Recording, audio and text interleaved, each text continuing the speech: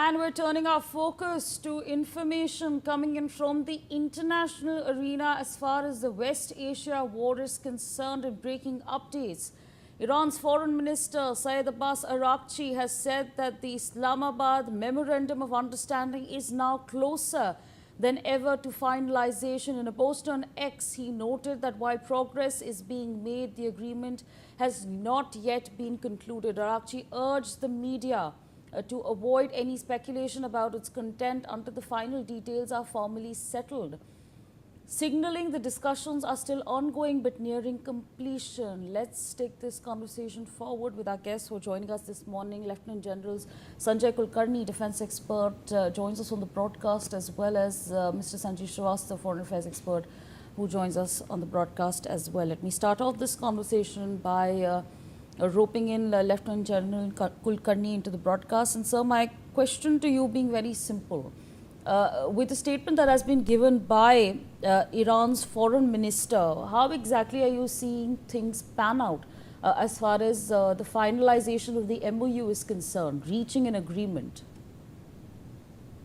Thank you. I think there seems some light at the end of the tunnel. Araghchi's enthusiasm that it could be closer than this.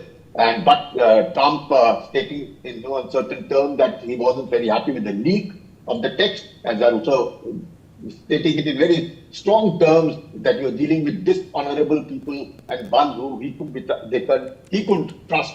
But notwithstanding all that, and Hexit also saying that, well, if it hadn't been for the bombs, the Iranians wouldn't have come in for negotiations and would not have would be prepared to sign this text. But notwithstanding all that, I think, yes, there is some enthusiasm. There seems some that this text with all the MOU, as the mediators want to call it, might just be a success. With some kind of talks that the 12 billion or $24 billion that are there as frozen assets might get unfrozen, as a result of which the Iranians may start to benefit. But the Israelis are insisting that they are not going to vacate the areas that they've occupied in Lebanon or Gaza, or for that matter, in along the way Jerusalem or even Golan Heights. With that at the background, and nuclear being what it is, that 60 days hopefully should be enough for them to negotiate. If not, they say that the ceasefire would continue. But the Strait of Hormuz must remain open, because that's the red line. If the Strait of Hormuz has to have the collection of toll by the Iranians, then it would be of no use. I sincerely hope that finally at least the world might see some respite, some drop in prices, some kind of a respite in terms of gas is concerned, or for that matter, even you have the fertilizers and the oil prices rather falling more. Hence, I would rather say yes, good progress. So absolutely. Request you to stay on with us. Let's put out some more information on our screens that we're tracking. Amid rising tensions with the United States, Iran has reaffirmed that it has no plans to develop nuclear weapons. Senior Iranian military officials, Admiral Habibullah Sayari, has stated that Tehran has never intended to pursue a nuclear bomb and reiterated that its position remains unchanged. He emphasized that Iran's stance is defensive and aimed at clarifying that it does not seek nuclear escalation despite ongoing geopolitical pressure. Lieutenant General Kulkarni, I'll come to you over here as well. It's being made abundantly clear that nuclear weapons are not going to be used. That's what they're making very clear, that listen, we have an objective, but the objective is not to pursue or to utilize nuclear bombs.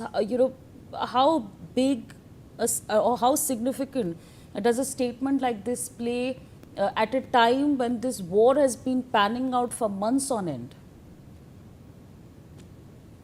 First and foremost, Iran has been insisting that, well, there's the peaceful nuclear program.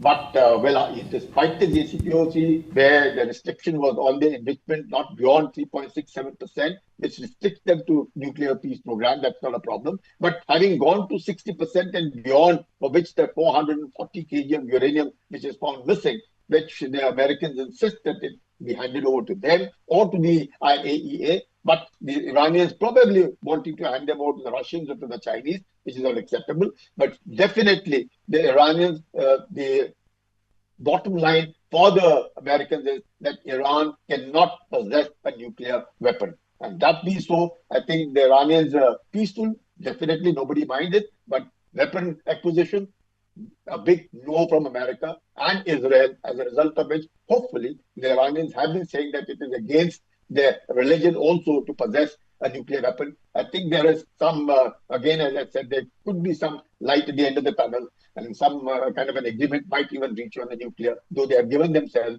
60 days for negotiations once the ceasefire, at least for this part of the war, which might end. Absolutely, sir. Stay on with us. So let's put out some more information on our screen.